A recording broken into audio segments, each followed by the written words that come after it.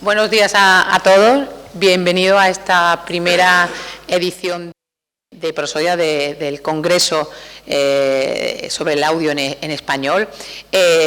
Bueno, en la presentación, en la inauguración de este foro, bueno, pues ya me he presentado, soy Emma Camarero, soy profesora de la Universidad Loyola, soy además la directora del Servicio de Cultura y además la directora de este congreso, de la parte académica de este evento que pretende ser, como hemos dicho antes, ese puente entre la universidad, la investigación, la docencia y el mundo profesional, en un ámbito tan absolutamente novedoso y del que muchos de vosotros como investigadores sabréis que es un ámbito que está prácticamente todo por hacer desde el punto de vista de la investigación, incluso de la docencia.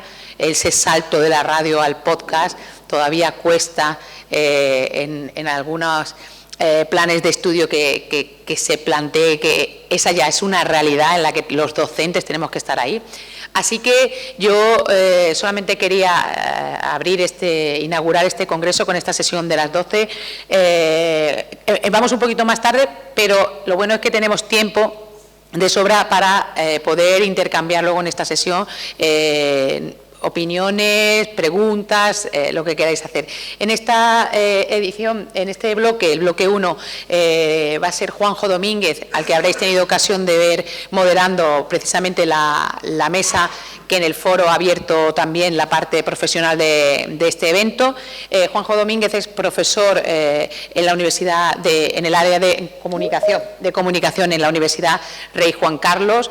Hace años coincidimos nosotros en la Universidad de Salamanca. Es un grandísimo profesional, viene también de los medios de comunicación, estuvo trabajando en Canal Sur, es director de cine, es actor, músico, tiene una tesis doctoral sobre el sonido. O sea, no podíamos, la verdad, ahora que me he dado cuenta, tu currículum es espectacular para no hago trapecio, pero cualquier día. Y además de Cádiz, como yo, entonces pues ya eso ya es como un plus además, ¿no? Así que él va a ser el que va a moderar esta sesión. En esta sesión que está dedicada a los medios de comunicación, el audio, el nuevo periodismo sonoro, van a participar Sergio Jabaloy Ballestero de la Universidad Jaume I, Manuel de la Chica Duarte de la Universidad de Navarra y Bruno Domínguez Micheletti de la Universidad Complutense de Madrid.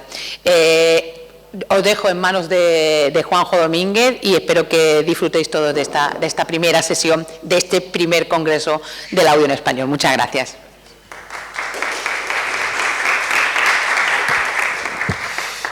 Perfecto. Voy a quitarme la chaqueta con vuestro permiso porque hace un calor cada vez más impresionante. Perfecto. Bueno, te voy a preguntar una pregunta. ¿Puedo cambiar de forma que no sea el ponencia, debate, sino 3 ponencias y todo el debate al final? Sí, es que porque yo creo que es mejor, ¿no? O sea, las 3 ponencias seguidas, 15 minutos de ponencia por ponencia y luego dejar un espacio amplio, flexible para cualquier tipo de debate que pueda haber, ¿de acuerdo? Sí, ya está, que yo me lío mucho. Quiero dar muchas explicaciones y termino liándome. Muy bien, pues vamos a comenzar con la primera ponencia de esta mañana, ya casi tarde, ¿verdad? De Sergio Jabaloy Ballestero, de la Universidad Jaume I, el documental sonoro en el podcast de habla hispana, casos de estudio de podcasts narrativos de no ficción en Latinoamérica y España. Adelante. Si quieres, dale al botón para que se conecte ese micrófono.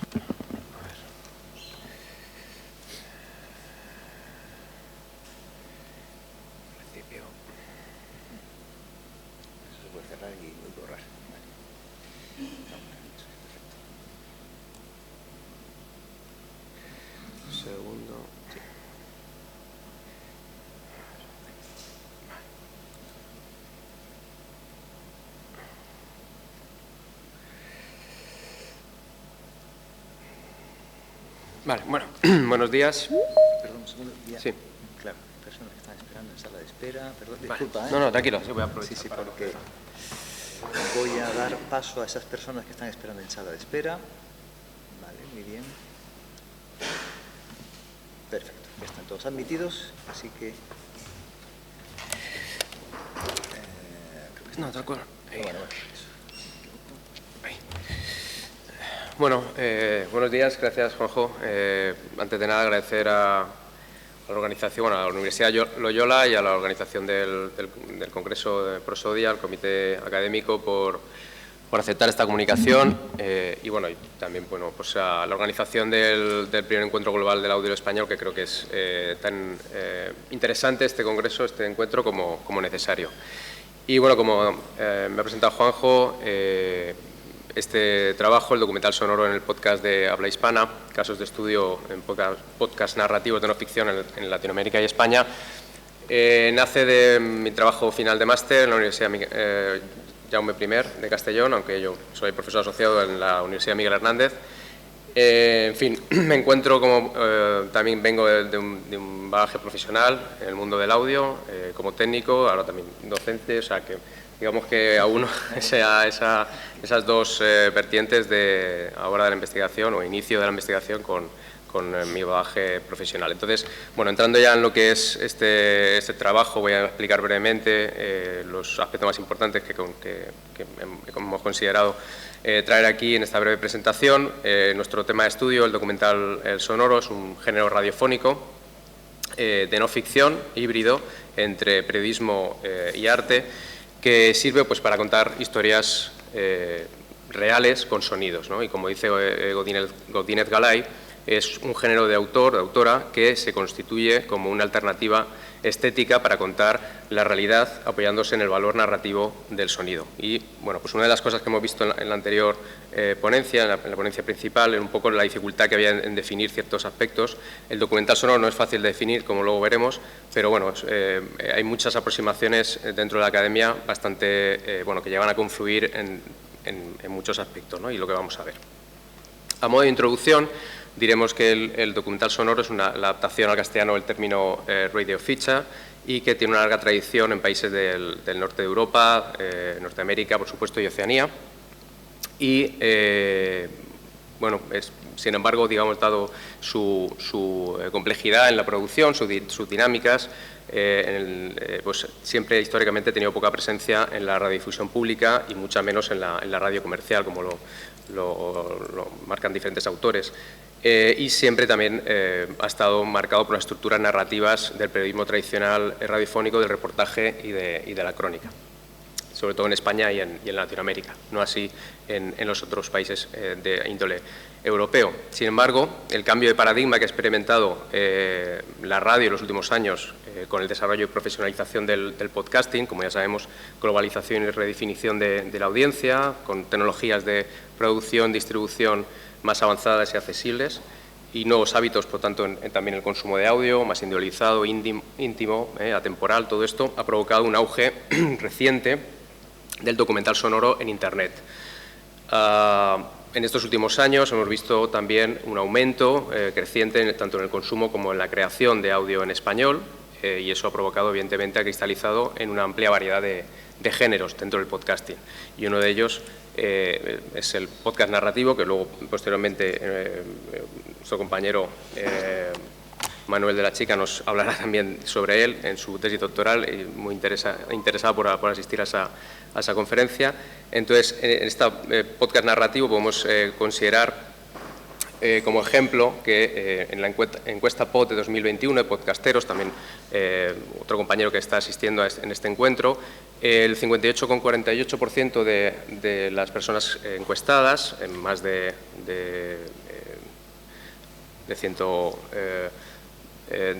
12 países hispanohablantes, encontraron como el podcast narrativo documental como uno de sus favoritos, de tal forma que vemos esa tendencia hacia este tipo también de contenido en el podcast, este género dentro del podcasting, y de ahí que nuestro objetivo principal en esta investigación sea realizar una aproximación al estado del documental sonoro en el podcast nativo e independiente de habla hispana, poniendo en manifiesto pues, los aspectos formales y de contenido que creemos fundamentales para su desarrollo en diferentes países a través del podcast narrativo o podcast narrativo de no ficción. Este como objetivo principal, desarrollando objetivos específicos, pues definir un poco el género del documental sonoro o radio feature y determinar sus rasgos más importantes, conocer la evolución, el desarrollo y su adaptación de este género del documental sonoro en el podcast narrativo, y luego ya pues estudiar las variables formales y de contenido y detectar similitudes y diferencias con los casos de estudio que hemos seleccionado y que a continuación, que más adelante explicaré brevemente. Para ello abordamos este estudio con un enfoque tanto cuantitativo como cualitativo y lo dividimos en dos bloques. Por un lado el marco teórico, donde hablamos del estado de la cuestión, definimos y caracterizamos el género y hablamos un poco del desarrollo y la implantación del documental sonoro en el podcasting de habla hispana.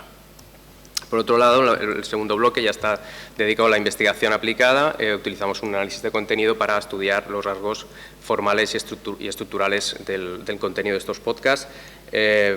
Y bueno, pues hablamos del documental sonoro español dentro de la industria del podcasting, ¿no?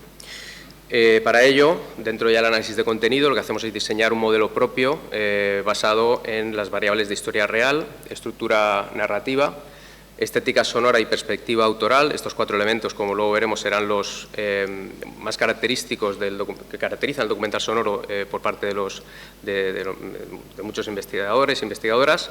Y por último hemos añadido una variable más, la estrategia transmedia, para pues intentar completar un diseño propio. Y la muestra pues la forman 3 podcasts narrativos independientes y nativos también, de diferentes países. Los ya muy conocidos, Radio Ambulante, cuya sede central es Estados Unidos, aunque trabajan con productores y productoras de toda Latinoamérica, Las Raras de Chile y De Eso No Se Habla de España, que posteriormente presentaré brevemente también.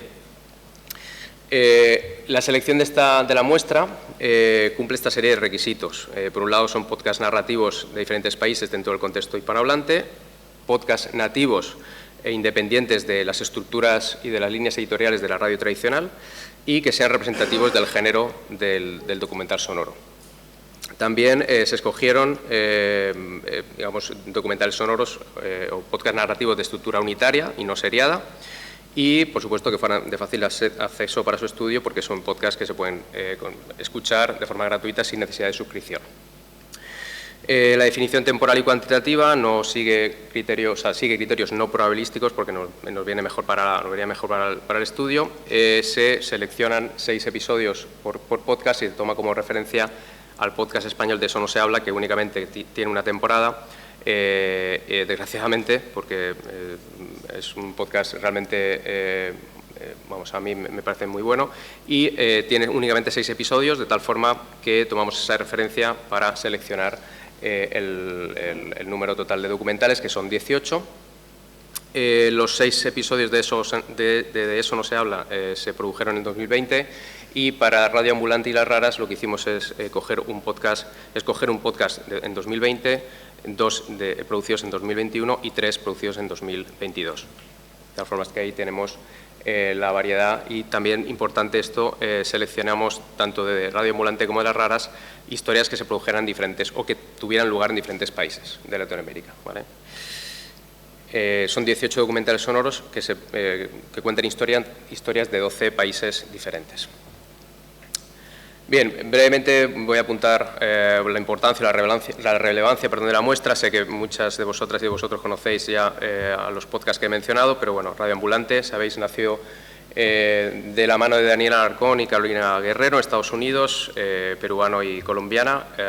Nació en el 2011 y ahora han estrenado la temporada número 12.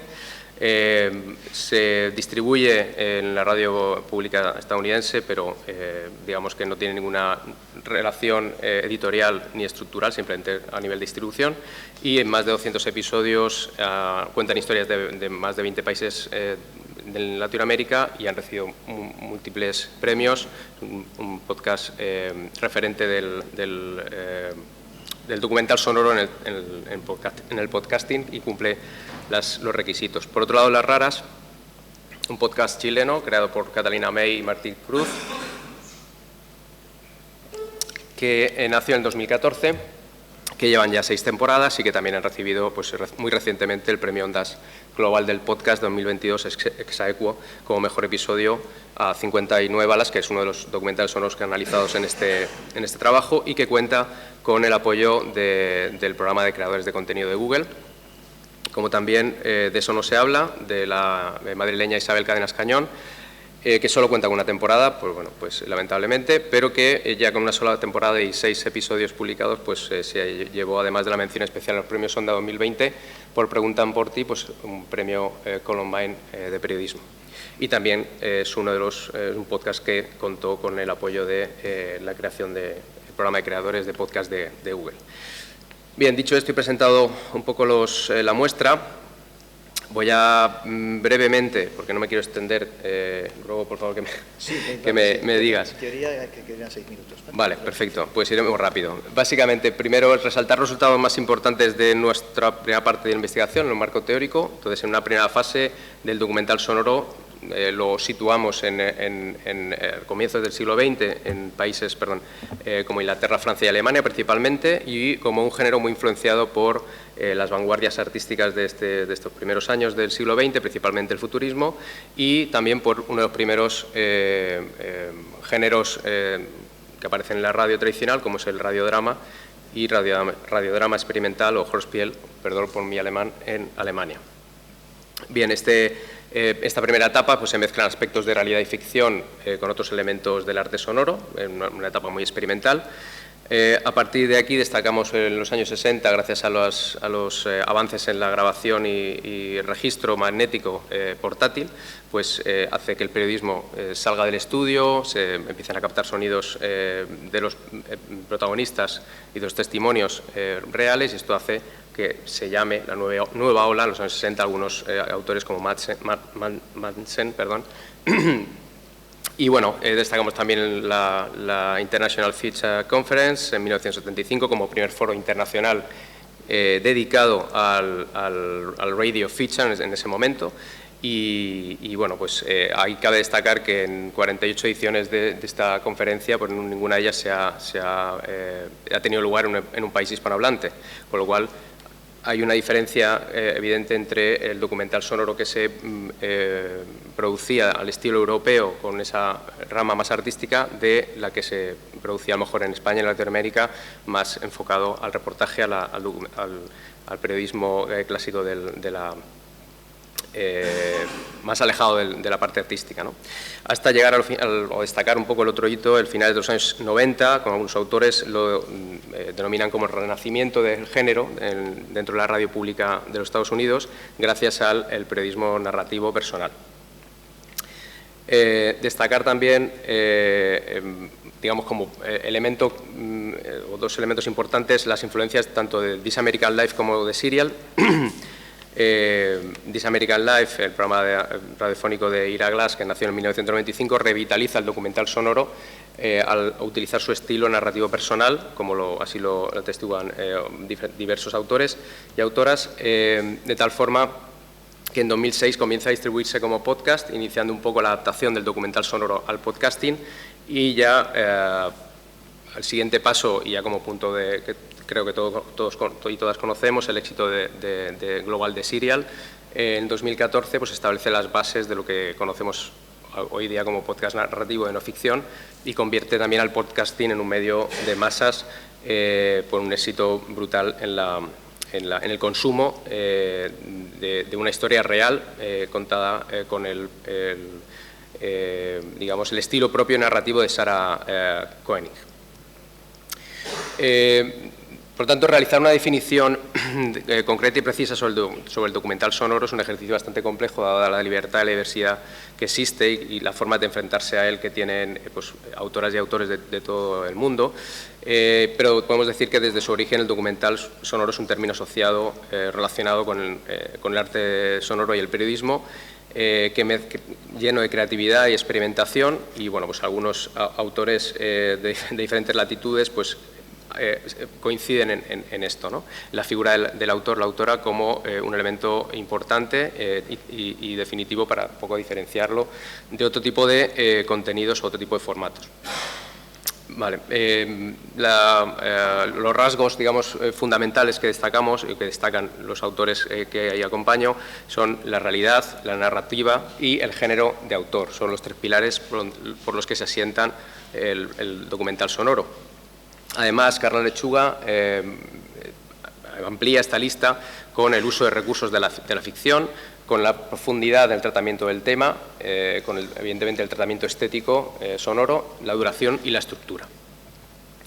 De tal forma que, a partir de esta definición y caracterización del género, nosotros hemos creado el análisis de contenido, que os recuerdo estas variables. Voy a hablar muy brevemente y muy rápido de los datos que hemos extraído más importantes en cada una de las variables y ya hablaremos de las conclusiones. Disculpad. Bueno, por un lado, en la historia real podemos destacar que en análisis contenido lo que revelan es que las historias de vida se abren paso, digamos, en el podcast narrativo. El 50% de esas 18 historias seleccionadas hablan de una circunstancia, una situación personal o íntima de protagonistas que generalmente son personas anónimas, ¿de acuerdo? Y los relatos de temática social son los más destacables. Hablan de grupos y personas que habitualmente no tienen espacio en los medios tradicionales y que rompen un poco con las reglas. Luchan por un cambio social, y por ejemplo podemos destacar el racismo, la lucha feminista, la violencia policial, la inmigración, la memoria histórica, etcétera.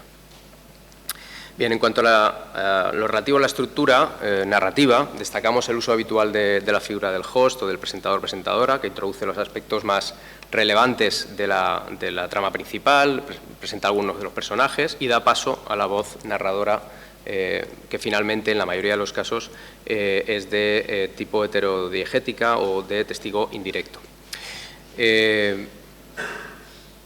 Si nos fijamos en los diferentes podcasts, vemos que prácticamente el narrador heterodiegético y testigo indirecto es el más utilizado. En cuanto a personajes, en términos generales, la media que hemos encontrado es de casi 8 personajes por episodio, y entre protagonistas, antagonistas, confidentes, catalizadores o de masas, o terciario, y el 62% de los episodios cuentan con un único personaje protagonista. Ahí vemos un poco la gráfica en general, que bueno, esto en la comunicación se ve más fácilmente. La tipología de personajes es la propuesta por Seger en 1999 y, por otro lado, lo que sería la forma en que se presentan estas historias, pues hemos confirmado que es variada, aunque el análisis se desprende que la estructura discontinua es la inversa, son las más comunes, y que en el 33%, en un tercio de las historias, encontramos recursos de la ficción sonora, como la dramatización o la recreación. En la estética sonora, el valor estético en el tratamiento del sonido es una de las características principales del documental sonoro, que aparecen también en los podcasts analizados. La calidad en el registro de las voces, los efectos de sonido y los ambientes, y la creación de paisajes sonoros, y también el uso de archivos, documentos sonoros de archivo, la composición de música original son elementos que se repiten en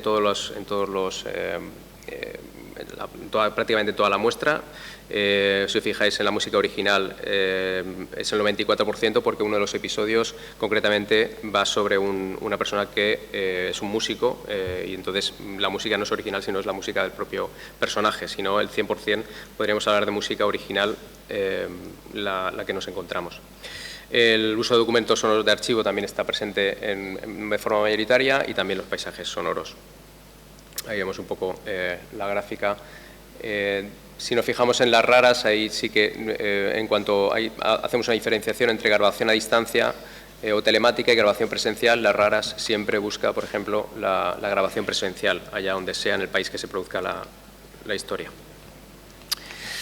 Bien, vamos a pasar un poco más rápido. La perspectiva autoral, esto es un elemento bastante importante. En relación con ello, los datos avalan que el documental sonoro, la actitud que tiene el autor, la autora, frente a la historia o en la historia es un rasgo diferencial.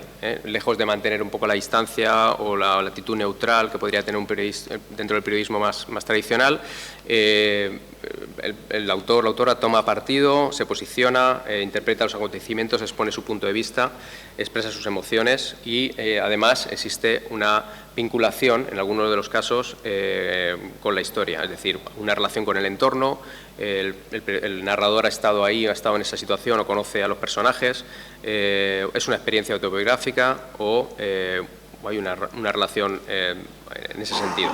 Muy pocos, en este caso solo las raras, es el de los 3 podcasts analizados donde no existía una vinculación en la mayoría de los episodios utilizados, pero como veis es una cosa que se repite. El último de los elementos a estudiar es la estrategia transmedia, y en ella hemos tomado como referencia que una de las principales vías para extensión textual de las historias es la carátula de cada episodio, habitualmente en forma de ilustración o de collage, como vemos, con un estilo, digamos que en algunos casos en función de la temporada puede tener una estética similar, pero que cada uno de ellos es independiente y bueno, en un principio este es el elemento más importante. Además, también todos los episodios, los documentales sonoros de la muestra incluyen la transcripción de todo el episodio y los créditos finales como elemento. ¿De acuerdo? Vale, voy a pasar ya brevemente a las conclusiones porque me paso de tiempo, disculpad. Bueno, como conclusiones, este análisis de contenido principalmente, este trabajo de investigación, nos lleva a las siguientes conclusiones. El podcast narrativo, nativo e independiente que hemos analizado, adquiere formas diversas para tratar una realidad compleja, por supuesto, pero siempre con una narración personal y con el tratamiento estético del sonido como elemento diferencial. Hemos destacado que existe una visión global en la producción de los documentales sonoros en español por parte de los creadores de podcast independientes en una región hispanohablante, ¿no? Toman como una región amplia, conexión entre podcast y productores, que hay mucha interconexión, hay productores que trabajan para un podcast y luego trabajan en otro podcast, hay una muy buena interrelación entre ellos. La temática social es un término también que se repite. Otra de las conclusiones es la actitud interpretativa y participativa del productor o productora ante la historia. Es un también rasgo diferencial que confirma, a nuestro punto de vista, el documental sonoro dentro del podcast narrativo como un género de autor, alejado de estructuras narrativas o estructuras periodísticas como la noticia o el reportaje. Esta estructura narrativa se podría caracterizar por su complejidad y diversidad en la línea temporal del relato, en la figura del host, que da cercanía, y el uso del narrador como testigo indirecto. La estética sonora se asienta en un cuidadoso tratamiento del registro, montaje y mezcla de todos los elementos sonoros, con fines tanto artísticos como narrativos, voz, música, siempre original, efectos, ambientes y pasajes sonoros. Y por último, en relación con la narrativa transmedia, pues se advierte un amplio margen de crecimiento y desarrollo de estas historias a través de una narrativa transmedia más elaborada según la visión ideal, digamos, planteada por Jenkins. Así que nada, siento la rapidez de cómo hablo, y por el tiempo me he ido un poco de... De acuerdo, está bien. Lo siento. De acuerdo. Muchas gracias. No, Gracias. Bien, pues a continuación vamos a continuar con la comunicación de Manuel Álvaro de la Chica Duarte. Sí, muchas gracias. Una propuesta de definición del podcast narrativo desde la narratología natural.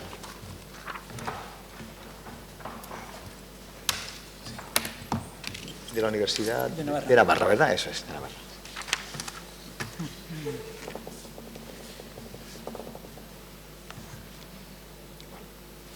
Voy a poner el cronómetro, pero me cortas, ¿sí? Perfecto, sí. Yo pongo 15 minutos, pero luego doy un poquito más. Siempre. No, pero voy a intentar ajustarme. Vale. Yo también me enrollo fácil.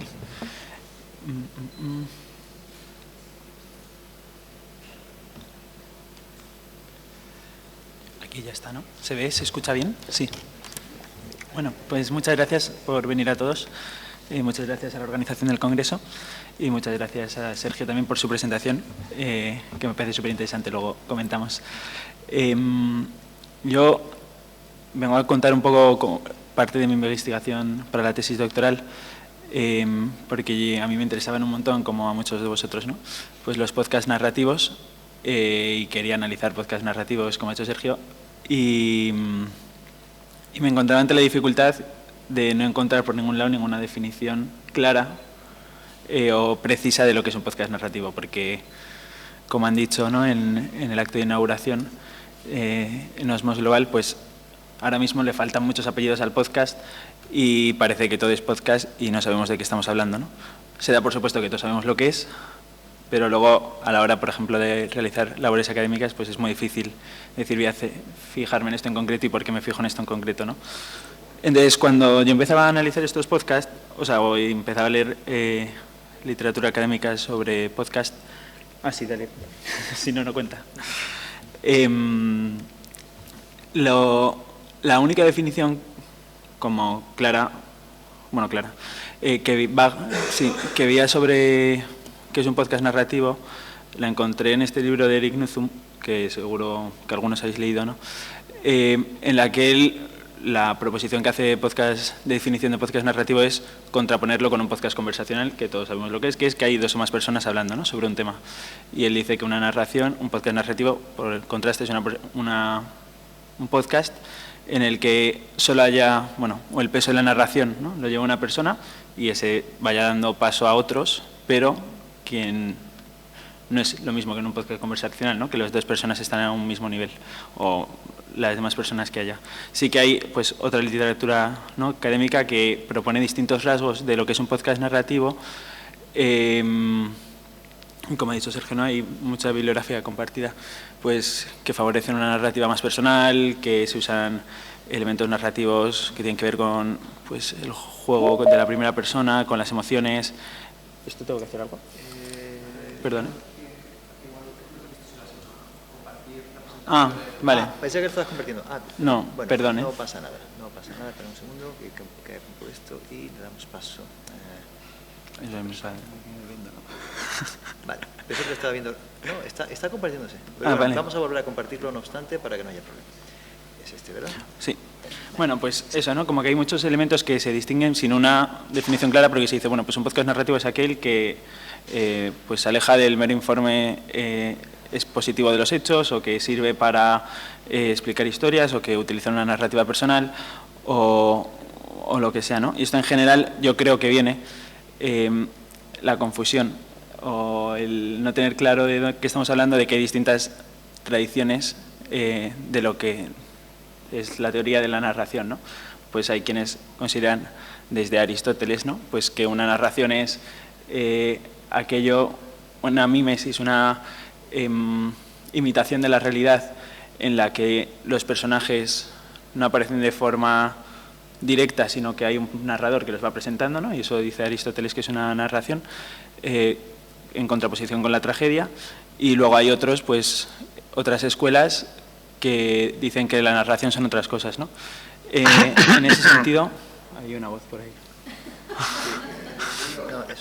Esto es del Zoom, ¿no? Sí, no pasa nada, es que ya está. Vale, para que no nos asusten más. Exactamente, volvemos a la presentación.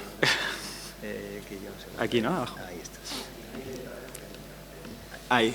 Bueno, ahora. Entonces, en otras tradiciones distintas se encuentra también Breyer, no sé si se pronuncia así el alemán, porque no tengo ni idea de alemán, pero Breyer dice también, ¿no?, que las historias no es un cúmulo de información o una sucesión de acciones, como podría ser esa, pues dentro de lo que cabe narración, podemos decir, pues si yo cuento una historia y voy contando partes, eso es una narración, ¿no? Pues Breyer, por ejemplo, dice que no, que las historias tienen más que ver con las experiencias que con el cúmulo de informaciones, ¿no? Y en esta misma línea se encuentra pues como la protagonista de lo que os quería contar yo, que es Mónica Fludernik, que es una lingüista austriaca. El libro se llama Towards a Natural Narratology, del 96. Ella es discípula de Franz Stansel, que a lo mejor os suena, que es uno así como de los grandes académicos de la teoría de la narración, junto con Genet, que utiliza todas esas figuras del narrador diegético, heterodiegético. Entonces, ella, que viene de ese círculo de Austria, pues centra su análisis en lo que son las conversaciones orales, que me parece muy interesante porque, claro, nosotros muchas veces, pues igual que cogemos conceptos del cine para explicar, ¿no?, de qué es un podcast, ¿no?, y decimos, pues ha dicho antes, ¿no?, cada vez nos parecemos más al mundo del cine, o utilizamos elementos más de la literatura escrita, como creo que pueden ser, ¿no?, o de donde parte Genet para presentar sus figuras de narradores heterodiegéticos o heterodiegéticos, que son más del lenguaje escrito. Mónica Fludernik decide partir directamente del lenguaje oral, ¿no? Y sobre todo el lenguaje oral coloquial, de cómo narramos en nuestro día a día de forma natural, ¿no? Y ella, cuando define a la narratología como natural, se está refiriendo a ese tipo de conversaciones, ¿no? A las orales, a las espontáneas, a las que contamos en nuestro día a día, ¿no? Entonces, natural se puede convalidar, si queréis, para que se entienda mejor, como aquello que es constitutivo de la experiencia humana de nuestro día a día, ¿no? Que tiene por eso que ver con lo que decía antes de Preller, de que las narraciones tienen más que ver con experiencias que con informaciones, ¿no? Por ejemplo, en este sentido, pues dice que nosotros en nuestro lenguaje oral contamos cosas en general porque nos han ocurrido a nosotros, ¿no? Y por eso contamos, pues a lo mejor en el café de antes, pues, oye, yo te conozco de lo que sea, ¿no? Y estamos buscando un vínculo emocional con nuestra historia, o de algo que nos hemos enterado, ¿no? O de algo que hemos escuchado, o de algo que les hemos escuchado contar a otros, ¿no? En este sentido, para ella, lo natural o lo narrativo es aquello que forma parte de una experiencia humana. Esto lo hace ella también para, de alguna forma, desligar, ¿no? la historia en el sentido, historia mayúscula como disciplina, ¿no? De la historia story, ¿no? Para diferenciarnos, ¿no? Porque para ella, pues, esa history es una sucesión de acciones en las que vemos acciones humanas, pero no es la forma en la que nosotros en nuestro día a día contaríamos las cosas, porque en nuestro día a día, cuando contamos algo que nos ha pasado o nos ha sucedido, muchas veces lo contamos, si somos nosotros como los que decidimos hacer esa acción, con qué intención la estamos haciendo, ¿no? Y ahí, como rasgo constitutivo de la experiencia humana, está la intencionalidad o la... ¿sí? Y si nos afecta a nosotros, pues por lo menos un intento de entender por qué nos han pasado las cosas, ¿no? Como una reflexión. Entonces, en este sentido, para ella las narraciones es una representación, ¿no? De una experiencia que es antropocéntrica, en la que el humano está en el centro de todo, ¿no? Sí.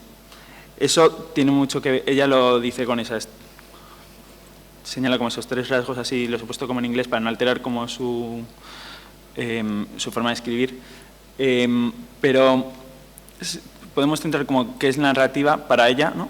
Desde el lenguaje natural, oral de nuestro esquema, como algo que tiene que ver con la experiencialidad humana, como algo que está mediado a través de una conciencia, ¿no? Que es la que nos está contando lo que le ha pasado, y es por tanto el que narra siempre, pues, es una conciencia humana, y la narratividad, ¿no? Porque ella distingue la narrativa y la narratividad, es aquello que está mediado por una experiencialidad, ¿no? Entonces, sí, en esa experiencialidad daría para hablar mucho de este tema, ¿no? Porque ella escribe 300 páginas sobre qué es la experiencialidad, pero podemos reducir, así básicamente para explicar en un minuto, que es si es una experiencia humana, es un cuerpo que está encarnado, que forma todo lo que sea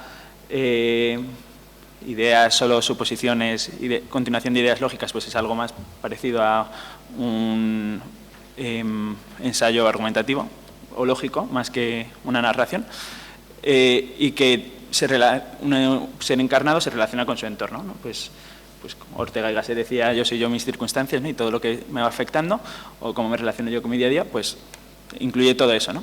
Eso incluye desde lo que es externo a nuestro cuerpo, pues cómo me relaciono con alguien tomándome un café, hasta lo que es interno, ¿no? Cómo intento entender qué me ha pasado o por qué estoy haciendo las cosas, ¿no? Esto yo creo que también me ha ligado con otras cosas que se han dicho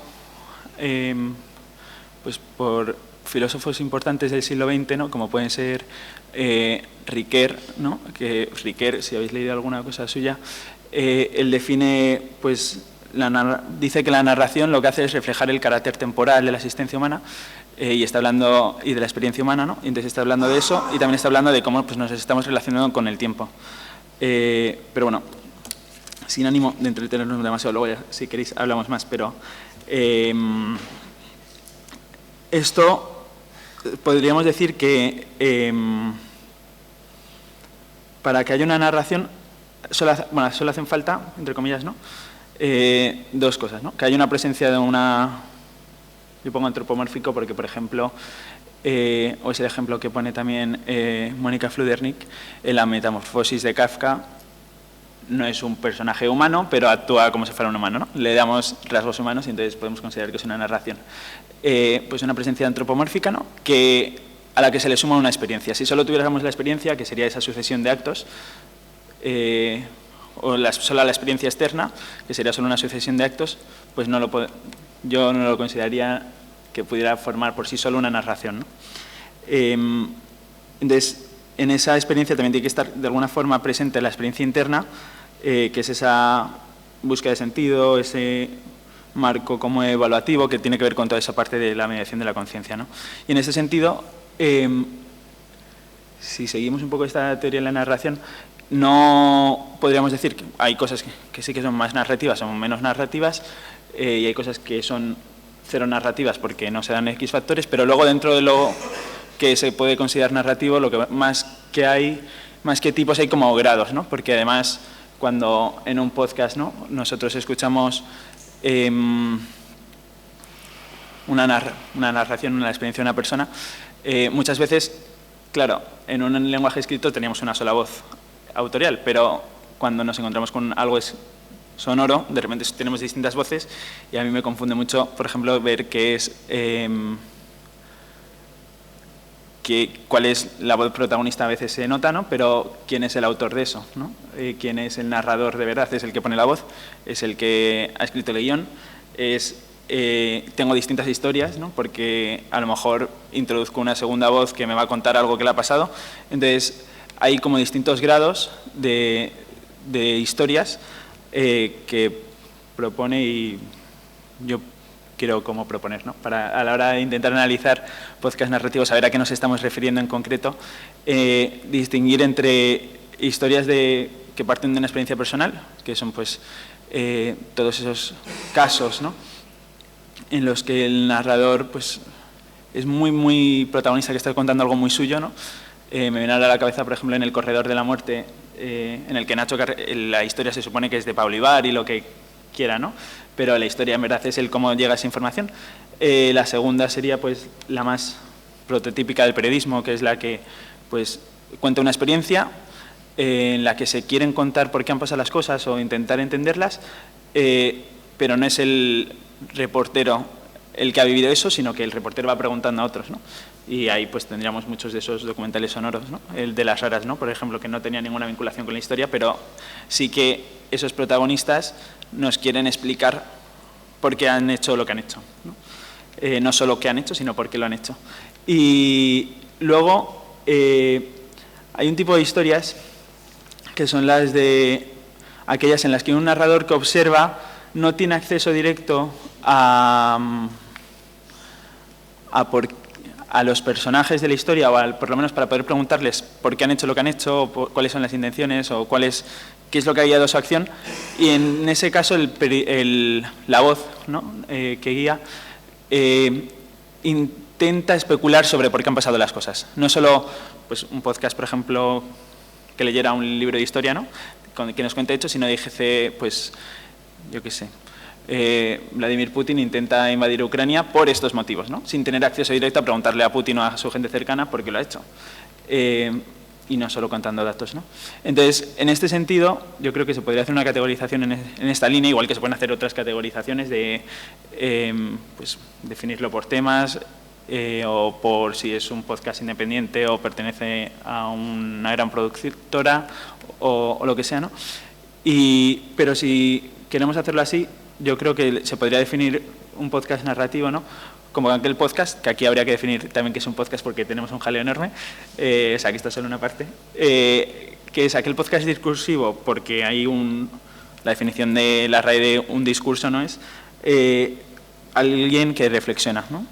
Entonces, un podcast discursivo que presenta la experiencialidad humana a través de la mediación de una conciencia, ¿no?, porque la conciencia que media no tiene por qué ser la que ha vivido esa experiencia.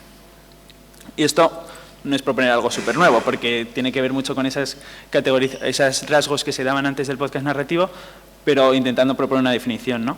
Y por acabar con Ira Glass, This American Life, como lo prototípico, ¿no? Que siempre se ha dicho, esto es un podcast narrativo y es el que miramos todos. Y entonces él dice, ¿no? En un libro que editaron Bywin y Dilworth en 2010, que una buena historia básicamente es una persona que vive una experiencia y que incluye momentos de reflexión, ¿no? Y muchas veces yo creo que esos momentos de reflexión son los que eliminamos cuando nos referimos a lo narrativo, y yo aquí lo que quería decir es que creo que también son importantes, y si no nos quedamos un poco cojos. Y ya está, y luego hablamos más. Muchas gracias. Casi me he ceñido, ¿eh? Muchas gracias. Los segundos antes que me pasara, ya está. Muchísimas gracias. Muy bien, pues vamos a cerrar la parte de ponencias y de comunicaciones con la práctica del multipodcast de la radio CBN, análisis de contenido del Jornal de CBN, más o menos, supongo, de Bruno Domínguez Micheletti, de la Universidad Complutense de Madrid.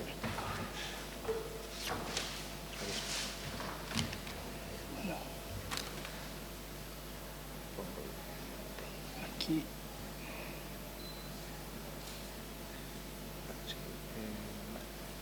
Primero dejamos de compartir ahí arriba. Sí. Exactamente. Y ahora ya volvemos. Primero abrimos el polvo y ahora ya compartimos otra vez.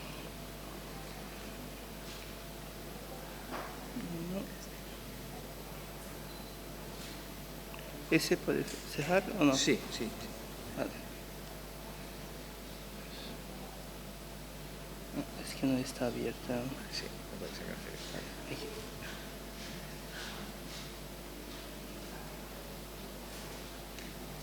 Y vamos a mirar. Está bien. Exactamente. Ahora sí. Perfecto. Pues ahora Perfecto. vamos Para- a presentar. Y... Necesito compartir, ¿no? Sí, primero presentación, luego ya compartimos, para compartir solo la ventana de la presentación. Eso. Y ahora... no, sí, eso es. Y ahora aquí... Comparto la presentación. Ahí estamos. Perfecto. Bueno, pues gracias por todos. Buenos días. Yo voy a hablar de una radio de Brasil y su estrategia de podcast, ¿sabes? Muchas veces empezamos a investigar los podcasts, pero hay una podosfera y podosferas son mundos apartes. Entonces, yo elegí un programa de esta emisora y desde ahí intenté profundizar el tema, ¿vale? Bueno, una primera cosa es que el podcast hace 3 fases, ¿sabes?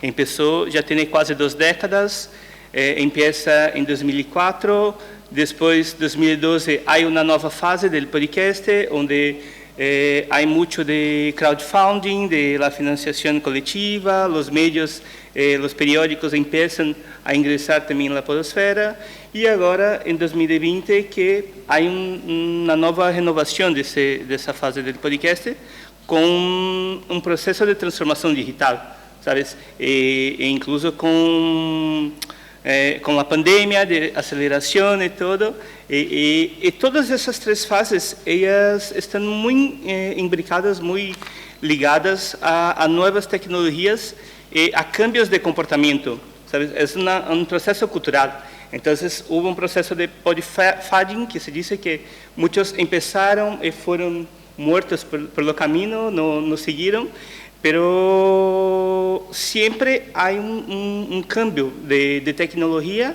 y también de comportamiento, ¿sabes? El iPod con Steve Jobs fue muy fuerte para el comienzo, ¿sabes? Y así por adelante. Y una cosa importante es que no hay consenso si el podcast es o no radio, ¿sabes? Entonces, como que yo voy a elegir un término de definición, pero lo que pasa es que tanto el mercado como las personas están haciendo podcasts, están escuchando podcasts, y eso está viendo. Y yo traigo una definición que a mí me gustó mucho, que es así: el podcast es un archivo sonoro. Y el acto de podcasting es la acción de crear y distribuir esos archivos, ¿sabes?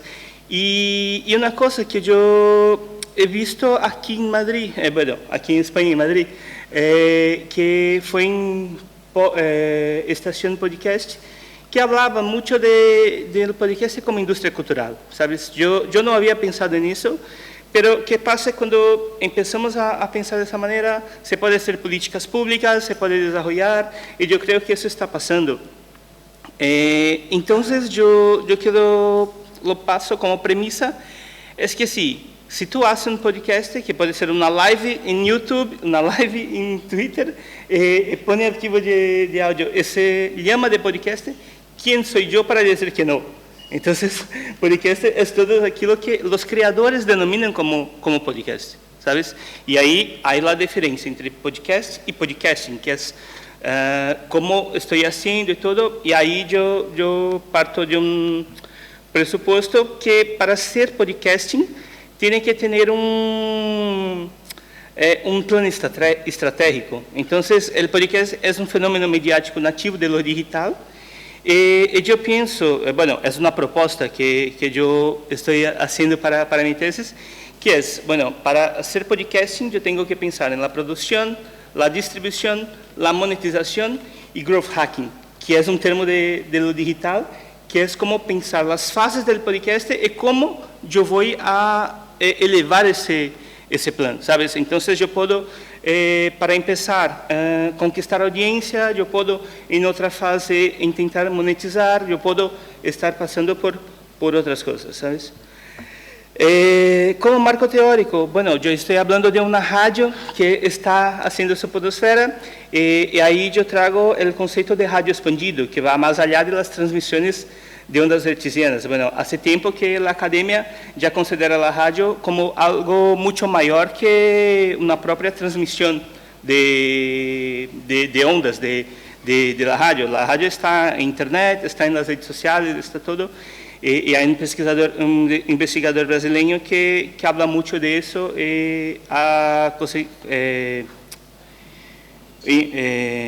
desarrollado el concepto de radio expandido. Otra cosa es que lo radio hoy es Beatcaster, está muy próximo de radio expandido, pero son medios multimedia, ¿sabes? Entonces, bueno, eso no se pasa solo con la radio, pero se pega un periódico impreso, ele tiene su versión digital, ele tiene su podcast, ele está en las redes sociales, entonces los medios ya no pueden ser solo aquello que lo hacen, tienen que tener foto, vídeo, sonido y todo eso para todos los medios. Otra cosa también que no hay como hablar en el tiempo de digital, sin hablar de procesos de convergencia y de la cultura de conexión. Entonces yo traigo rankings para hablar de eso. Y convergencia no es solo el proceso tecnológico, hay también un proceso cultural que involucrado con esa transformación, con esa convergencia, como que se pasa. Y también la cultura de conexión, que es así la interacción y circulación promovida por los oyentes. O sea, hay un proceso que empieza en el medio, pero se continúa por la audiencia, ¿sabes? Son personas que están allí participando, involucrando y todo eso. Entonces, el podcasting es un objeto de estudio que está en consolidación. Y no solo la área de comunicación y de radio, de sonido que está estudiando, hay investigaciones mucho en el área de cibercultura, en los medios digitales, radio y medias sonoras, y hay miradas muy diferentes, pero ¿qué pasa? Como ya he dicho, es que está conquistando el mercado y atrayendo nuevos investigadores, y parece que cuando se mira para la investigación, que podcast es de ahora, pero ya hace 18 años, ¿sabes? A casi 2 décadas que estamos allí. Como metodología, lo podcast estás hablando mucho de hay propuestas de clasificación del podcast, entonces muchos investigadores están diciendo, bueno, puede se clasificar así, así, así, y esas clasificaciones, elas se establecen de acuerdo con su contexto histórico. Entonces, a lo largo de esos 18 años, hay muchísimas clasificaciones de diferentes investigadores. Y para esa tese, cuando yo hablo de Jornal da CBN, que es el programa dentro de la radio CBN que yo he elegido, esses estão classificados como podcasts de notícias e remediados. Podcast remediado, não sei se essa é a palavra mais adequada para o espanhol, pero seria como eu pego bueno, eu hago uma live em Facebook ou em YouTube, estou fazendo um programa para aquele meio. y después yo pego el sonido y transporto para una podosfera, para Spotify. Entonces, eso es un podcast remediado. Cuando tengo un programa televisivo, yo pego el sonido y pongo allí. Y lo mismo se pasa con la propia transmisión de la radio. Se pone el programa al vivo, en línea, y después pega parte de ese contenido y se pone allí, ¿sabes? Y ahí la comparación que yo he hecho, yo pegué el tiempo total de esa transmisión, que también se pasa al vivo en YouTube, y comparé con lo que va para la podosfera de Jornal da CBN. Y casi mitad, un 47,5%, es convertido en podcast. Y eso se pasa por una práctica que es de shovelware, que es como se pega pequeños trechos y no hay una adaptación. Bueno, se produce el podcast pensado para la radio, para la emisión en línea, y no para la podosfera. Y después pega allí un mínimo de edición y se pone por allí. Entonces, esa es la práctica de shovelware. Y la mayor parte de las empresas, de las radios, pegan el programa completo, se pone en la podosfera. La radio CBN no, va a picotar, va a cortar noticia por noticia y hacer múltiplos podcasts allí, ¿sabes? Entonces, de un podcast, que es el podcast Jornal da CBN, se hace otros 21 podcasts que son presentados por 23 presentadores, incluso los anclas. Y aquí yo traigo el concepto de ancla, que viene de Estados Unidos, de Anchor, que son los principales apresentadores, ¿sabes? Y eso se trata de multipodcasts, que yo digo, que yo estoy diciendo. Porque, bueno, yo tengo un podcast que se llama Bienestar en Movimiento, y es una sesión del programa. Y, bueno, está allí, cuando voy para la podosfera, yo encuentro ese archivo sonoro en la podosfera de Jornal da CBN, y también hay un podcast específico que se llama Bienestar en Movimiento. Eso se pasa con 21 podcasts desde uno podcast que es Jornal da CBN, que eso es lo que he encontrado, ¿sabe? Y eso puede variar. El periodo que yo he recolectado los datos es de diciembre de 2021, pero puede ser que ingrese uno más, ingrese otro menos. Y aquí, yo, hablando de categorización, la propia emisora, la Radio CBN, hace 3 diferenciaciones de esos podcasts. Entonces, ella lo llama los podcasts clusterizados, que son los podcasts de la propia emisión en línea, de la programación, de la parrilla de programación que se va para la podosfera. Hay también los podcasts originales. Esos son podcasts pensados exclusivamente para ir a la podosfera y no se van para la parrilla de programación. Y también hay los customizados, que son personalizados bajo demanda. Entonces, son empresas que pagan para que la emisora haga su podcast. Ella pone en su podosfera, en su site, en su sitio web, pone en la plataforma de Spotify, hace diciendo, bueno, es Radio CBN que está produciendo ese programa, pero es para una marca, pero es para un branding, ¿sabes? Y la primera muestra, yo hice una matriz de análisis, fueron recolectados 421 podcasts en este mes que yo hice la muestra, y después yo he considerado 382. ¿Por qué 382? Porque en esta muestra había los fines de semana que había una lógica muy distinta del programa durante los días de lunes a viernes. Entonces no eran los anclas Milton y Cássia que presentaban el programa, no había sesiones. Y también yo he encontrado en la podosfera de JCBN, de Jornal da CBN, algunos podcasts clusterizados que no hacen parte de la programación que se fue en línea, como CBN Sustentabilidad, que es un programa aparte y que pegan el programa completo y se ponen en la podosfera, dentro de podosfera de Jornal da CBN, y también algunos otros originales, ¿sabes? Y también los customizados. Entonces, cuando yo entro allí en Spotify y busco por Jornal da CBN, yo puedo encontrar una vez u otra un podcast customizado que foi de uma marca ou um podcast que só estaria na podosfera em outro canal de podcast, pero que também é inserido ali. E para fazer esse estudo, Bueno, yo fiz un estudio de caso exploratorio descriptivo, o sea, yo tenía algunas hipótesis, pero esperaba más que los propios resultados me dijeran lo que yo estaba estudiando. Hice un análisis de contenido con una matriz de 58 columnas que yo iba evaluando y rellenando ao longo de las escuchas. E foi uma classificação inspirada em um investigador brasileiro que é Bufará. Então, eu separo por dados generais, aspectos formais, periodismo radiofônico e distribuição para entender essa podosfera de rádio CBN, sabes?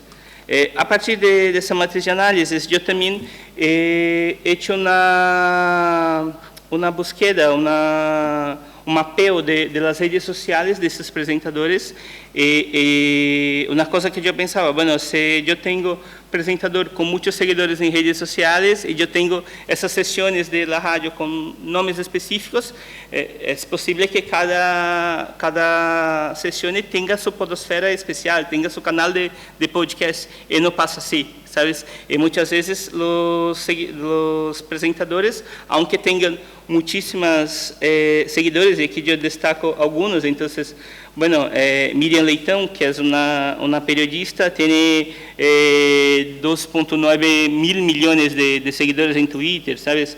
Eu tenho o professor Mário Sérgio Cortella, que tem 6.3 mil milhões em Instagram, 3.9 mil milhões em Facebook, em LinkedIn 2.3 milhões. A própria as redes sociais de la Rádio CBN, e aqui sim, há um Twitter de jornal da CBN, mas não há outras redes sociais. E aí, no Twitter, aí a rádio em si está em todas as redes. E são números muito grandes, sabes? E uma coisa que eu tenho que dizer é que a Rádio CBN faz parte do Grupo Globo, que é um conglomerado de comunicação mais grande de América Latina.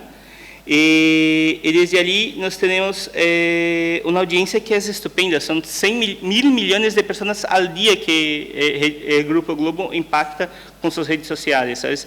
Eles fazem 52 trend topics em Twitter por dia, mais ou menos. E aqui a Globo está passando também por um processo de transformação digital que se está falando como sendo uma mediatek, está se autodenominando assim. E a Rádio CBN está se autodenominando uma audiotech. E junto com o sistema Globo de rádio, há a Rádio CBN, a Rádio Globo e também uma rádio de interior de Minas Gerais, que é um estado de Brasil que é BH-FM. Bueno, hablando un poco de la emisora, vale, yo voy a pasar un poco los datos muy rápido. Es la primera emisora All News en Brasil, la primera que ha hecho éxito en la FM, y ela entrega un modelo de Estados Unidos, que ela empieza el concepto de rede, entonces hay muchas afiliadas, está por todo Brasil, y también hay parte de la programación local. Los números, ella tiene potencial para alcanzar 96 mil millones de personas en Brasil, y la audiencia del dial es 3.1 millones, y de podcast es más grande que la emisión en línea, 3.3 millones de downloads mês, sabes, 2.000 ouvintes únicos por mês. É uma audiotech, aqui tem todo o ecossistema da rádio.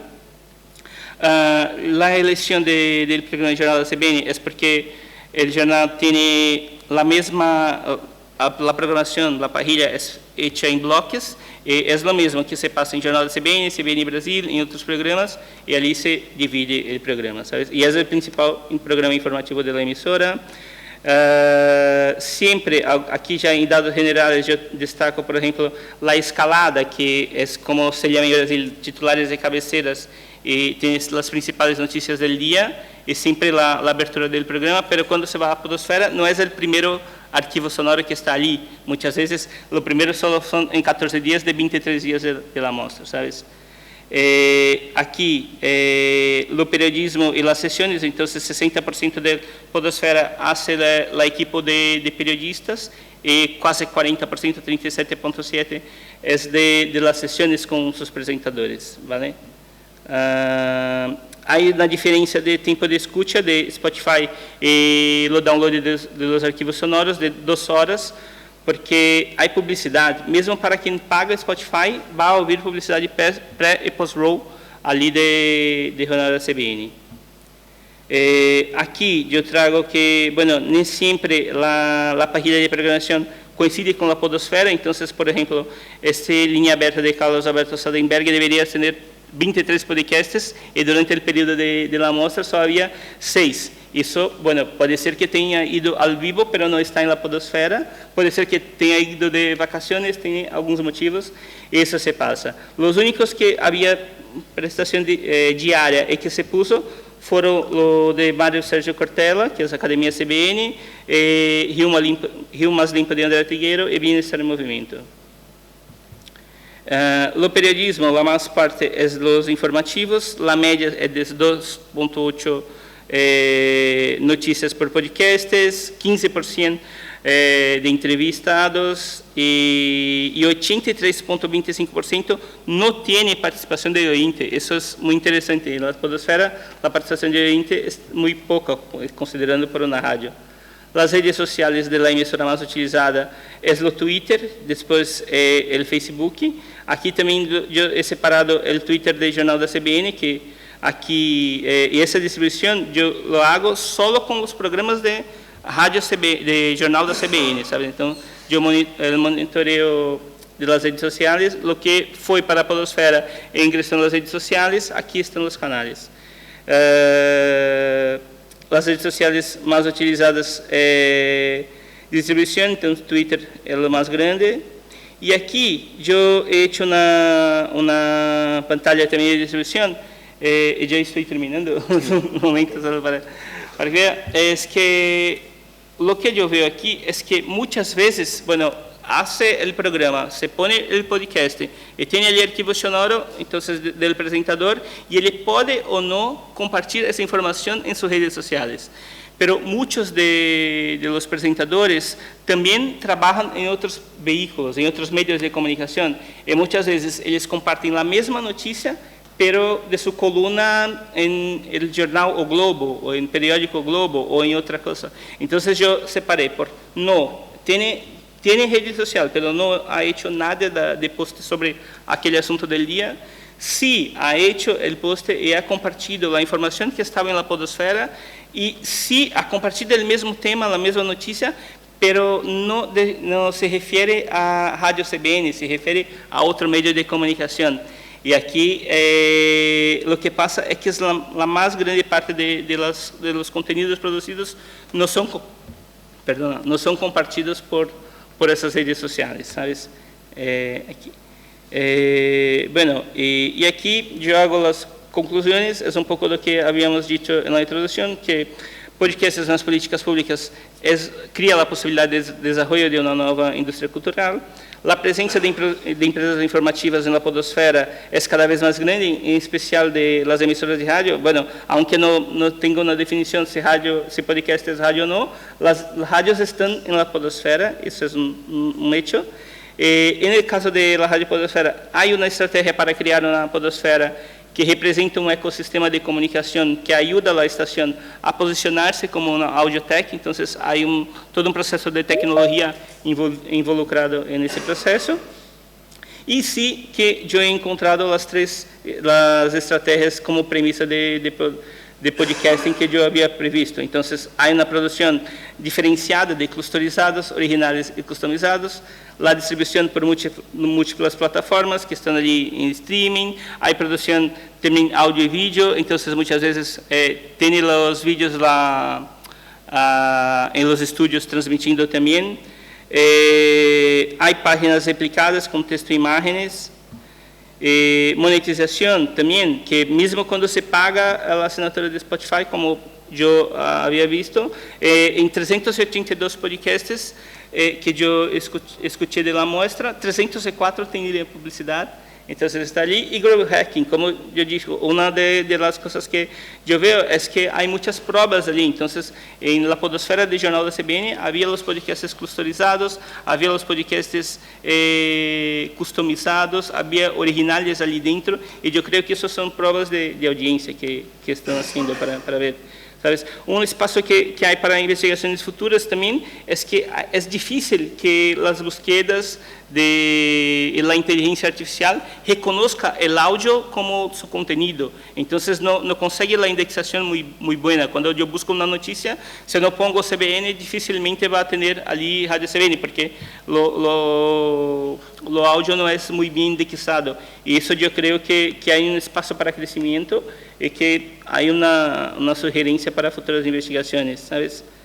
Y aquí es eso. Entonces, la Radio CBN corta notícia por notícia, haciendo um programa como o Jornal da CBN, decenas de outros programas. E um podcast se hace outros 21, perdona.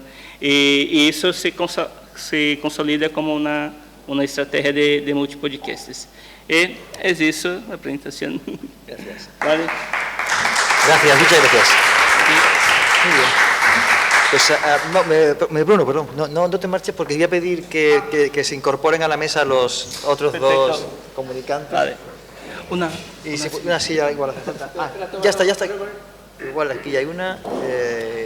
Y hace falta aquí esta. Eso es. Bien. Vale, no te preocupes. No, bueno, si acaso. Bueno, pues vamos a abrir el coloquio. Un momento para los que nos estén escuchando por streaming. Voy a desconectar lo que es la presentación. Eso es, dejo de conectar. Y ahora admito aquí a la sala a una persona que estaba ahí, que ya ha llegado a las conclusiones. Muy bien. Bueno, nos están viendo más o menos. Las personas que estén por streaming, con conocían a dos personas, pues será suficiente. Bien, no sé si hay alguna intervención. Todos los micrófonos, ¿verdad? Sí. Eso es. No sé si hay alguna intervención por parte de los que están escuchando para comentar alguna cuestión, alguno de los comunicantes que hemos tenido en esta primera sesión. Y si no, pues yo haría alguna pregunta. Sí, no tengo algunas preguntas, pero vamos, si quieres incluso... No. Vamos. Yo después. Vale. No, aquí lo que... Vamos a ver, voy a revisar, porque claro, tengo aquí mis notas y ciertamente a mí... Cuando venga este tipo de comunicaciones, primero han sido muy interesantes, muy apasionadas las tres, se nota que hay un gusto por el tema que están estudiando y por el tema que están trabajando, y eso es maravilloso a priori y hace que además la presentación o la exposición sea mucho más dinámica y muy refrescante. Eso es lo primero. Lo quería decir, lo tenía apuntado por aquí, lo de la pasión, y no quería que se me pasara. Vale, dicho esto, me ha parecido muy interesante la parte, cuando se habla de la narración, de la narrativa, ¿no? Las distintas autores que, por ejemplo, bueno, yo no es mi campo de trabajo, es cierto, pero me ha parecido muy interesante las formas de definir distintas narrativas y sobre todo la narrativa natural, ¿no? Que creo que era... Sí. Efectivamente.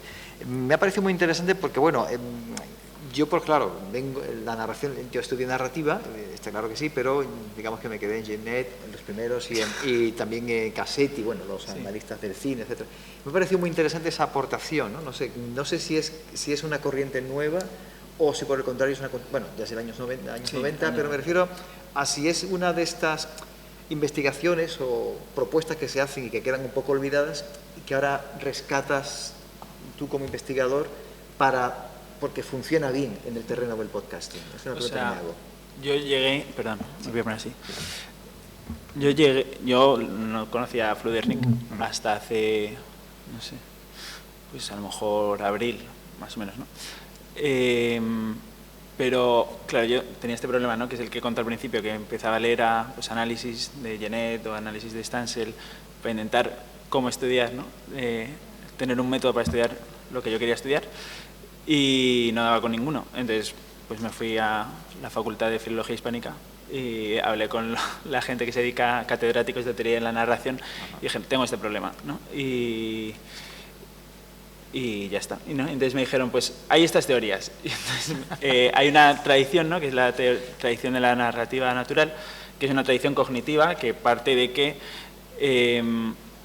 intentar entender la narración más desde el que la recibe, ¿no? ¿Quién es el que pone el peso de la narración en el lector o el oyente que narrativiza esos textos, ¿no? Y que los puede asimilar a su experiencia real?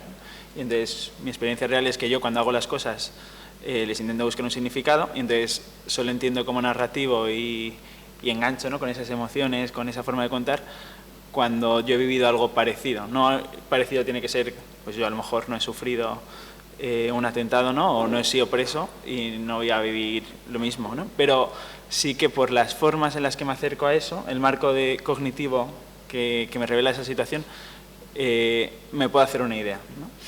Y por eso, por ejemplo, podemos considerar narrativo una obra como La metamorfosis de Kafka, porque aunque no hemos sido ninguna cucaracha, pues nos cuenta cosas con las que sí que podemos asimilarnos, ¿no?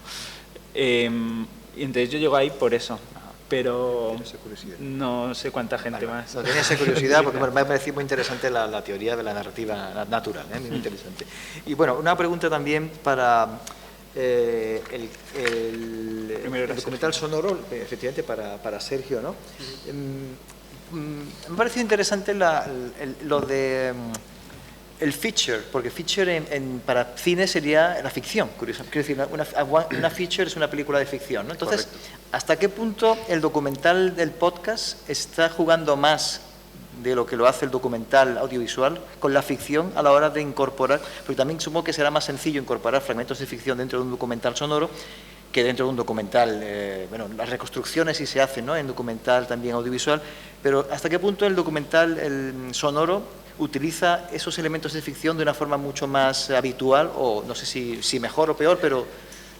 Bueno, en este concreto, los casos de estudio que hemos analizado, un tercio de los 18, prácticamente un poquito más, utilizaban este tipo de recursos, tanto la recreación como la dramatización. Es decir, la recreación sería pues, intentar, como su propio nombre indica, un poco dar desde la ficción o construir desde la ficción un hecho concreto, un acontecimiento, un evento que vivieron realmente los personajes de la historia y de forma lo más parecida a la realidad posible, donde se identifican perdón, los personajes claramente. Y la dramatización, bueno, esta no es una propuesta mía, es de Godínez Galay, sería, pues, digamos que intentar, también desde la ficción, pero sin esa puntualización de la veracidad, ¿no? Es decir, bueno, pues intentar hacer ver que estamos en un espacio, en una acción, en un momento de la historia que se cuenta, pero sin a lo mejor identificar personajes, sin ser algo más. Entonces, quiero decir con esto que este tipo de recursos se utilizan sin restarle veracidad a la historia como recurso, digamos, porque a veces, pues claro, hay que reconstruir cosas de las cuales no se disponen archivos sonoros o porque no se disponen de la posibilidad de contactar con los personajes por las razones que sean de la historia. Y es algo muy demandado por muchos autores, como puede ser Carla Lechuga o de Beauvoir, y que, bueno, en este caso concreto, los 18 documentales aparecen un tercio de ellos, pero sí que es cierto que, bueno, pues no es algo tan... no es un recurso que aparezca tanto a lo mejor como los documentales audiovisuales, donde sí que precisamente se intenta, digamos, por esa atracción del cine, pues utilizar ese tipo de recursos para contar un poco la realidad. Así que, bueno, y simplemente para puntualizar con el tema del feature, efectivamente viene de ahí ese término, por un poco el nacimiento tanto del medio fílmico en los primeros años del siglo XX, el desarrollo con la experimentación en el documental sonoro. Viene un poco ahí, algunos autores lo experimentaban y utilizaban la película cinematográfica como soporte de grabación y de montaje de sus primeros trabajos, y de ahí un poco viene esa... Sí, también, bueno, y ya termino también he pensado que, claro, que también en cierta forma el podcast determina ciertos temas, me da esa impresión, quiero decir, porque yo no sé hasta qué punto sería posible un documental del National Geographic en podcast, por ejemplo, ¿no? Creo que sería complicado, o no sé si absurdo, ¿no? Pero no sé si eso... Bueno, al final yo creo que una de las cosas que tiene el podcast, y estamos de acuerdo, el podcast tiene la libertad creativa que te ofrece el sonido, que ya se ha comentado en otros espacios aquí en esta reunión, que puede llevarte a cualquier sitio, a cualquier parte, a cualquier lugar, con un simple sonido. Un poco. Sí. Entonces, sí, yo creo que sí que sería posible, y a través de la narración, como bien ha explicado Manuel, pues la experiencia humana y la empatía que tengamos con esa historia nos va a llevar a trasladarnos a cualquier lugar, en cualquier momento. ¿Puedo hacer una intervención? Yo creo que os olvidáis esa pregunta que has hecho de un elemento que juega a nuestro favor hoy en día, en el siglo XXI, que es la evolución, o sea, el haber consumido tanto National Geographic, tener un bagaje de cultura audiovisual de cualquier cosa, que utilizando la magia del sonido y la sugerencia estamos mucho más somos capaces de ir a Grecia, a cualquier sitio, y eso puede permitir el concepto de hacer una National Geographic en un documental. A lo mejor antes no, pero hoy que hemos visto tanto National Geographic, si nos lo cuentan bien que estamos en el Gran Cañón del Colorado o en algún sitio, a lo mejor el vehículo ya no es tan difícil porque nuestra imaginación ya tiene esa cultura. Sí, yo me hacía esa pregunta. Realmente no tengo una respuesta, pero me la estaba haciendo al escuchar esta comunicación. Y claro, y me ha sorprendido la comunicación de Bruno, me ha sorprendido cómo de un solo programa se sacan 21 podcasts distintos, me parece. Y me pregunto hasta qué punto eso se hace por estrategia comercial o realmente se hace porque merece la pena dividirlo porque, no sé, porque el contenido lo exige de alguna manera. Vale, lo que pasa es que, como yo he dicho, esos presentadores son mini programas de asociaciones, ¿sabes? Entonces, ellos tienen capilaridad para tener representatividad. Entonces, yo pensaba que había ali un podcast para cada, una rede social para cada podcast, para cada programa. Eso no se hace, pero en los podcasts sí.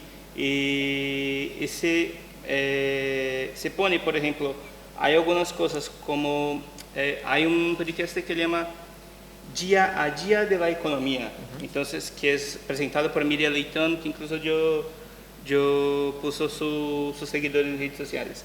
Esa sesión está en Jornal da CBN, pero también está en otros programas de bloque de la programación.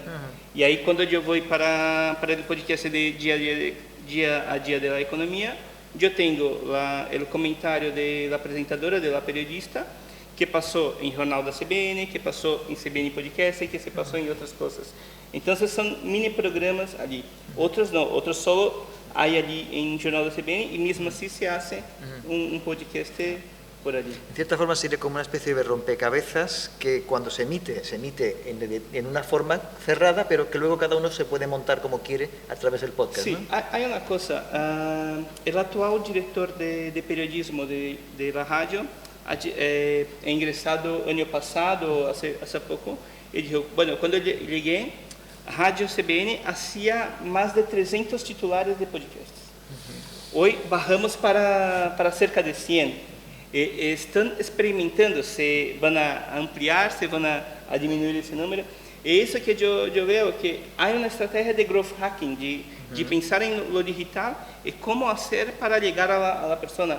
Otra cosa es que ese contenido es muy replicado. Bueno, yo puse esa información aquí y yo solo replico allí cuál es la real importancia de eso. Entonces yo creo que hay un paso a se descubrir y la propia radio está intentando hacer eso y está intentando se monetizar, porque el tema de las ganancias en el podcast es un tema sencillo.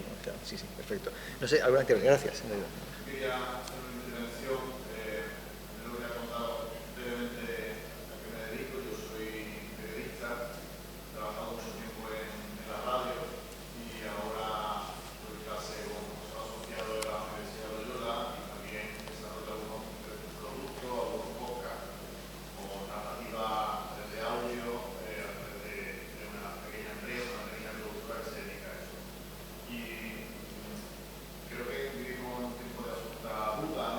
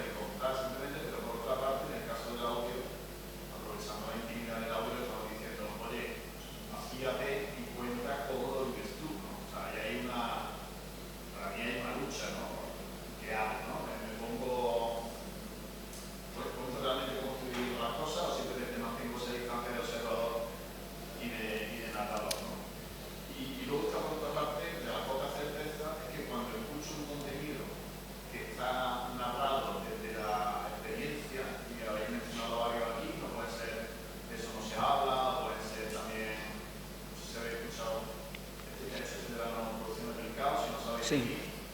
o incluso Misterio y la moraleja, ¿no? Que también hay una parte de implicación de la narradora periodista ahí, ¿no? Y cuando escucho esos productos digo, ostras, esto conecta perfectamente conmigo como lente, querría hacer algo así, ¿no? O sea, que andamos en la duda de en dónde pongo la cámara, dónde pongo la posición del narrador, ¿no?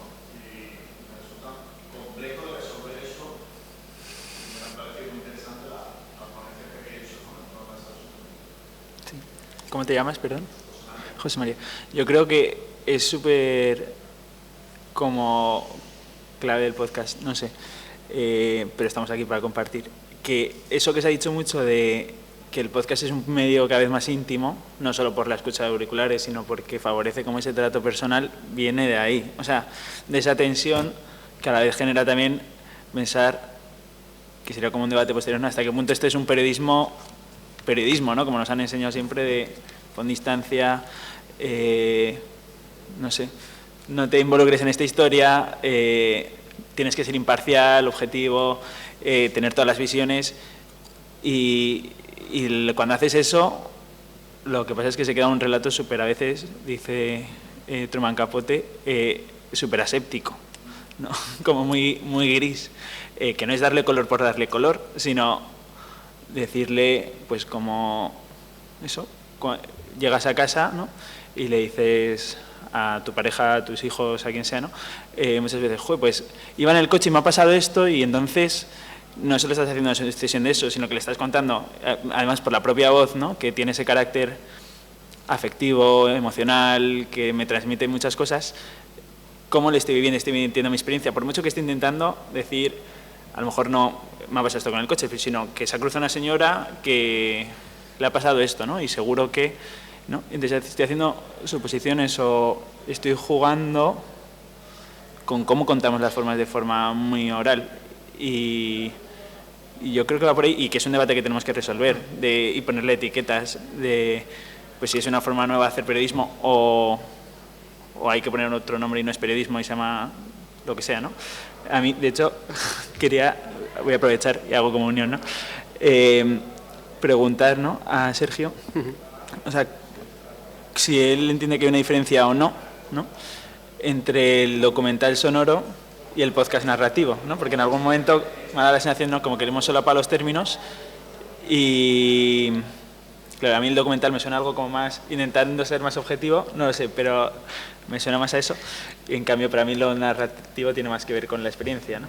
Entonces, por ver si lo estamos entendiendo de la misma forma. Bueno, voy a intentar responder, o sea, hacer una aportación también a lo que dice José María, pero primero si quieres te respondo a ti, claro.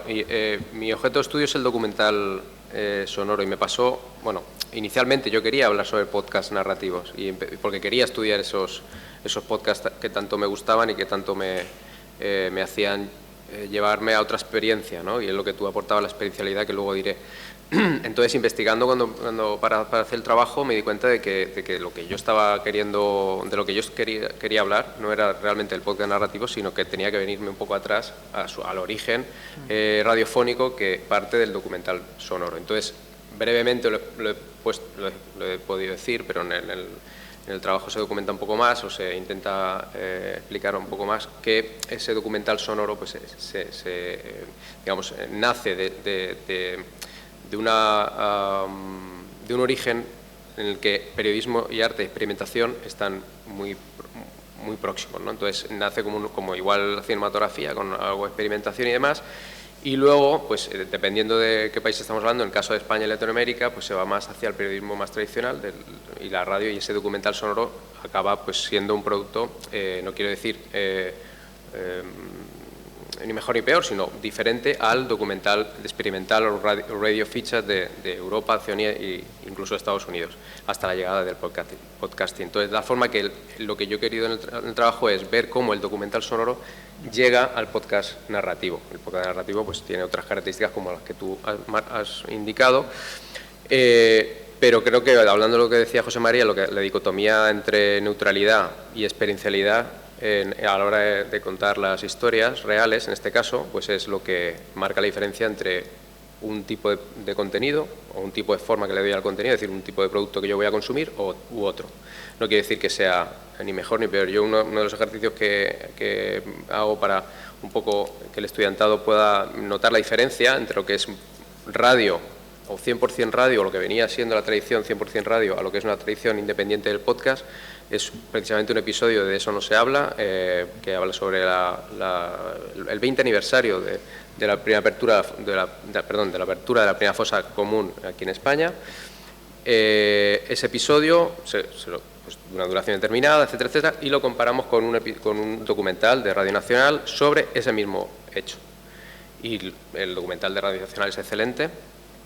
Tiene un montón de expertos, de expertas, de voces, de testimonios, de tratamiento de audio, profesionales increíbles, pero cuando lo escuchas, preguntas al estudiantado cuál te ha parecido mejor, cuál te gusta más, no me ha parecido mejor, sino cuál te gusta más, cuál te ha gustado más, pues el 100% de los que yo he preguntado y me han respondido, les gusta más como oyente, de Eso no se habla. ¿Por qué? Porque te traslada esa experiencialidad que comentaba Manuel, y porque digamos, están viviendo una experiencia, no solo se informan de lo que ha ocurrido, del evento y de los personajes, de la historia en sí, sino que se llevan pues, un entretenimiento, una historia que es lo que digamos, te engancha a seguir escuchando una cosa que te interesa, ¿no? A priori. Entonces, bueno, pues no quiere decir que una cosa sea mejor que otra, sino que bueno, es un producto diferente y esa dicotomía, ¿cómo se lleva a las aulas? Eso es una pregunta bastante difícil de responder, pero bueno, yo animo.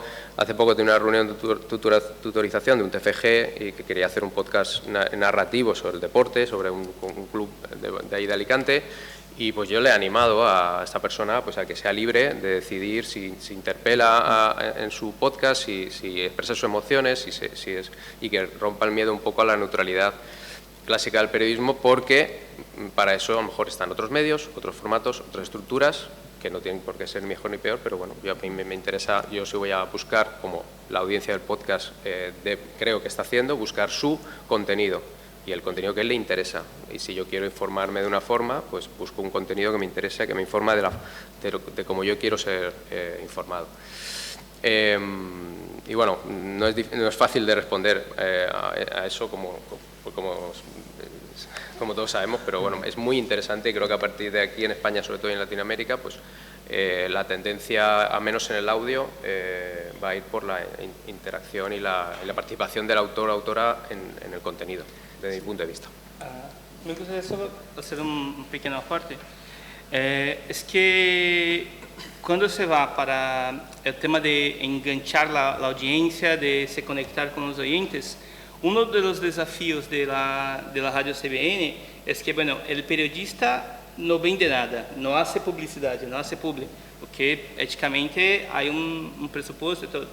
Pero cuando se va para la podosfera, ¿cómo que yo voy a monetizar eso? ¿Cómo que yo voy a hacer que ese medio sea sostenible desde el punto de vista de éxito comercial?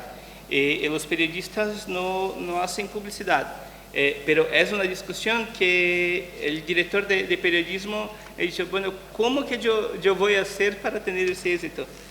Yo creo que esa discusión pasa un poco por eso de la personalidad, bueno, del distanciamiento.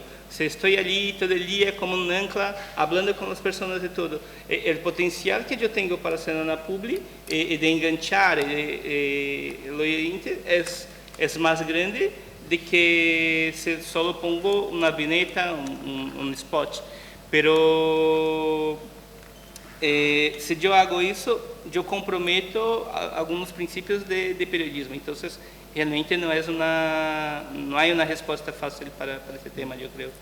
Yo bueno, me permito aportar una cosa, porque me está resonando esto al tipo de periodismo, que es periodismo, por llamarlo de una forma, porque no lo es realmente, que hace Siminiani en sus series, siendo las niñas de Alcácer, ¿no? Por poner un caso, en la cual la huella del autor está presente, es decir, el autor sale ahí, hola, mira, estoy haciendo esto y estoy haciendo esto documental, vamos a reconstruir, ¿cómo sería? Mira, pues estoy aquí en el sitio donde mataron a no sé quién, o donde recogió el coche a la chica, ¿no?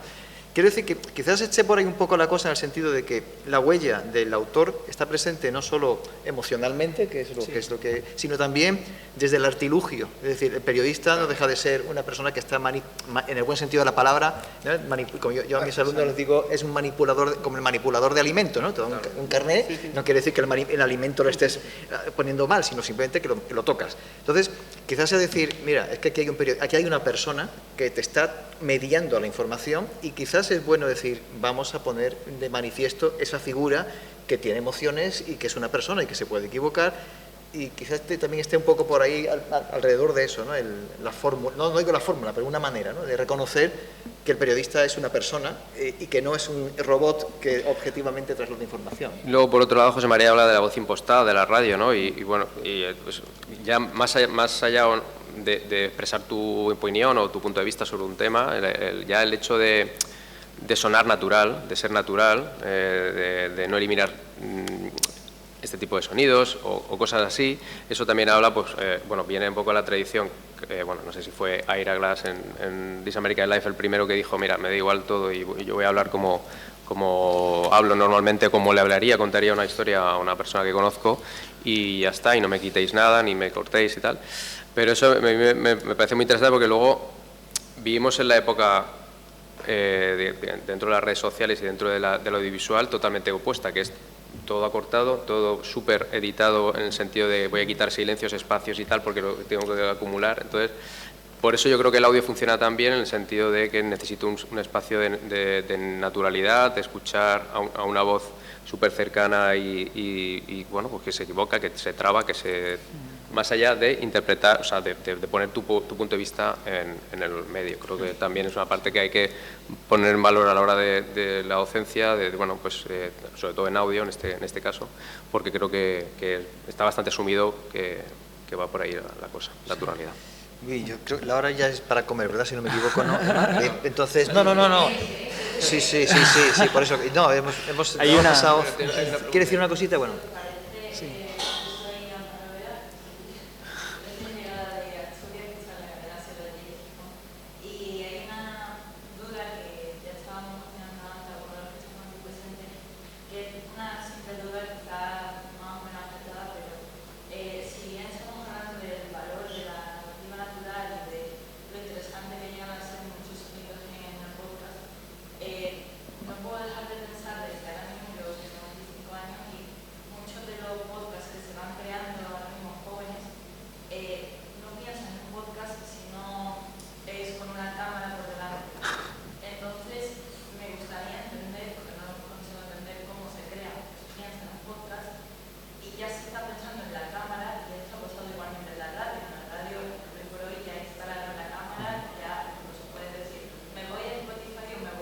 YouTube.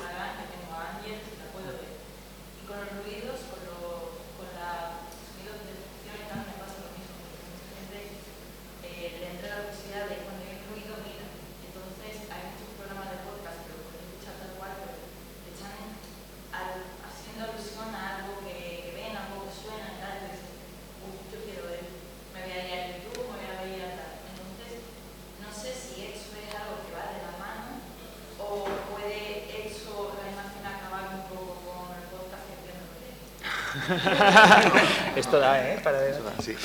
Yo me gustaría tener esa sensación como tú, porque eso significaría que también tengo 25 años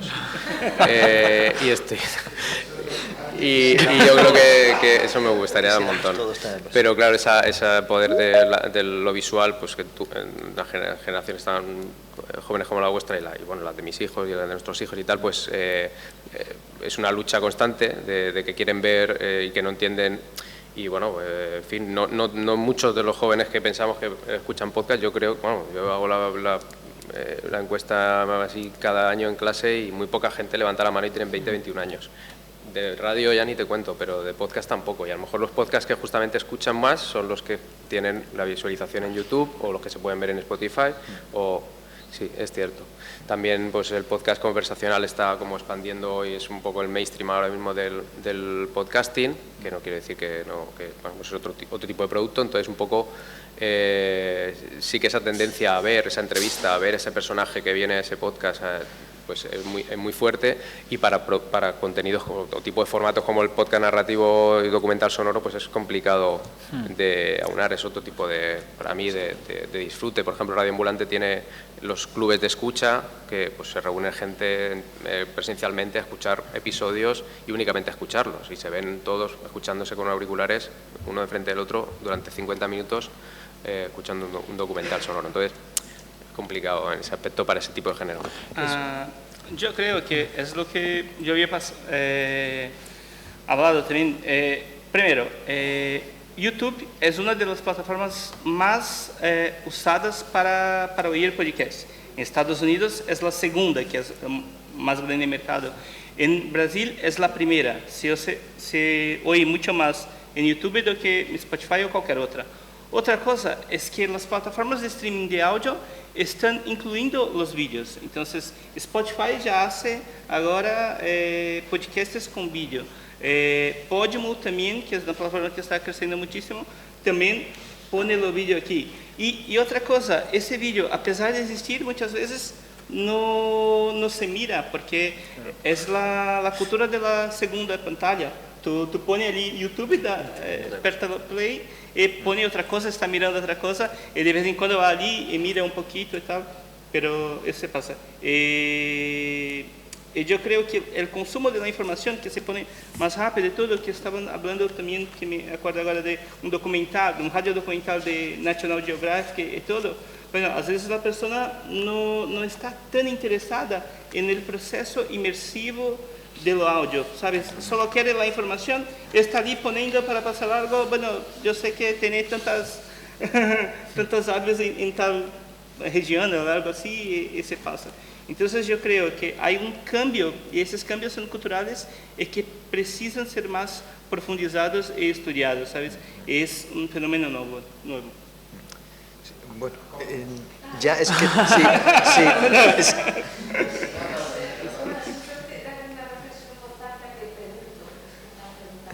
Aire. Ya, venga. No, simplemente es que cuando se busca información con datos es como un formato distinto, ¿no? A lo mejor incluso más visual, pero cuando se busca una experiencia es más cuando te vas al audio, ¿no? Sí. Bueno, por eso que yo hago. El podcast es lo que tú digas que es, ¿sabes? Yo hago eso, el llamo de podcast. ¿Cómo voy a decir a un joven que tiene 20 años, 18, 16 años, que está ali e produce algo, un producto cultural, y diga, bueno, ese es mi podcast? Yo digo, no, yo soy investigador, y podcast es eso. Tú no puedes llamar eso de podcast. Quizás eso es lo que estamos empezando a hacer con ese tipo de encuentros, definir conceptos y buscar fórmulas o entender un poco qué está pasando también, ¿eh? Pues, en realidad, eso es. Sí, claro, cuando hay conceptos nuevos, que crean trabajos nuevos, se crean nuevos espacios de conocimiento, y eso se está creando ahora. Es un poco, efectivamente, aquí estamos asistiendo al nacimiento de este espacio de conocimiento y una gran amistad. Eso, y además comiendo, exactamente. Muchas gracias, tanto Bruno, Sergio, gracias. Y seguimos en el Congreso. Muchas gracias.